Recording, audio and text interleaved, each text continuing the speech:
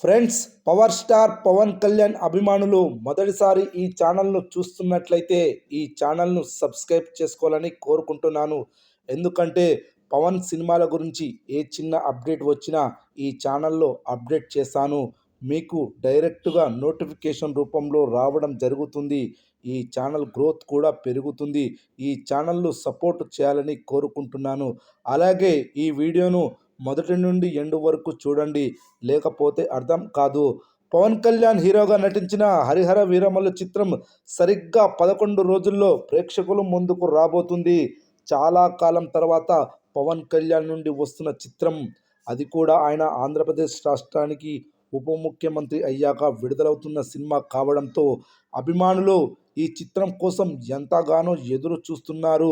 కేవలం అభిమానులు మాత్రమే కాదు, ప్రేక్షకులు కూడా ఆ స్థాయిలో ఎదురు చూస్తున్నారు. ఎంతైనా ఉప ముఖ్యమంత్రిని వెండితెర మీద చూసుకోవడం అనేది ఎవరికైనా ఒక థ్రిల్లింగ్ అనుభూతి కలిగిస్తుంది అనడంలో ఎలాంటి సందేహం లేదు. సుమారుగా 5 ఏళ్ల నుండి సెట్స్ మీదున్న ఈ చిత్రం ఎన్నో కష్టాలను ఎదుర్కొని షూటింగ్ కార్యక్రమాలను ఎట్టకేలకు పూర్తి చేసుకుంది. ఫ్యాన్స్ థియేట్రికల్ ట్రైలర్ కోసం ఆతృతగా ఎదురు చూస్తున్నారు. అయితే ఈ cinema pre release theatrical rights ఇప్పుడు ఇండస్ట్రీలో సంచలనమైన టాపిక్గా మారింది. ఈ చిత్రానికి నిర్మాత ఏఎం రత్నం పెట్టిన ఖర్చు మామూలుది కాదు. దాదాపుగా 300 కోట్ల రూపాయలకు పైగా బడ్జెట్ని ఈ చిత్రం కోసం ఆయన ఖర్చు చేశాడు. అందుకే ప్రీ రిలీజ్ థియేట్రికల్ బిజినెస్ విషయంలో అసలు తగ్గడం లేదు. ఈ చిత్రం నైజాం ప్రాంతం హక్కులను నిర్మాత ఏఎం రత్నం దాదాపుగా 60 కోట్ల రూపాయలకు అమ్మాలని చూస్తున్నాడట.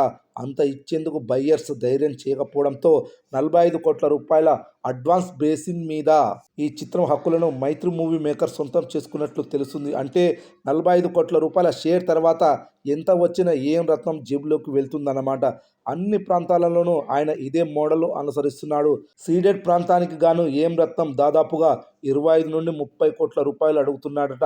బయ్యర్స్ అంత రేట్ సాహసించడం లేదు. దీంతో 20 కోట్ల రూపాయల అడ్వాన్స్ బేసిన్ మీద డీల్ క్లోజ్ చేసినట్లు తెలుస్తుంది. అలా ఓవరాల్గా 2 తెలుగు రాష్ట్రాలు కలిపి ఏఎం రత్నం 175 కోట్ల రూపాయల బిజినెస్ని ఆశిస్తే బయ్యర్స్ 130 కోట్ల రూపాయల అడ్వాన్స్ ఇచ్చేందుకు సిద్ధంగా ఉన్నారు. ఈరోజు లేదా రేపు డీల్ క్లోజ్ అయ్యే అవకాశం ఉంది. అదేవిధంగా ఓవరాల్గా అన్ని ప్రాంతాలను కలిపి 200 కోట్ల రూపాయల థియేట్రికల్ బిజినెస్ జరిగినట్లు తెలుస్తుంది. అంటే ఈ చిత్రం బ్రేక్ ఈవెన్ మార్కుని అందుకోవాలంటే ఖచ్చితంగా 200 కోట్ల రూపాయల షేర్ మార్కును దాటాల్సిందే. పాజిటివ్ టాక్ వస్తే మొదటి వారంలోనే బ్రేక్ ఈవెన్ అవుతుందని అందరూ అనుకుంటున్నారు. చూడాలి మరి ఈ సినిమా వెండితెరపై ఎలాంటి సెన్సేషన్ క్రియేట్ చేస్తుందో, అలాగే బాక్సాఫీస్ వద్ద ఎలాంటి సంచలనాలు సృష్టించనుందో.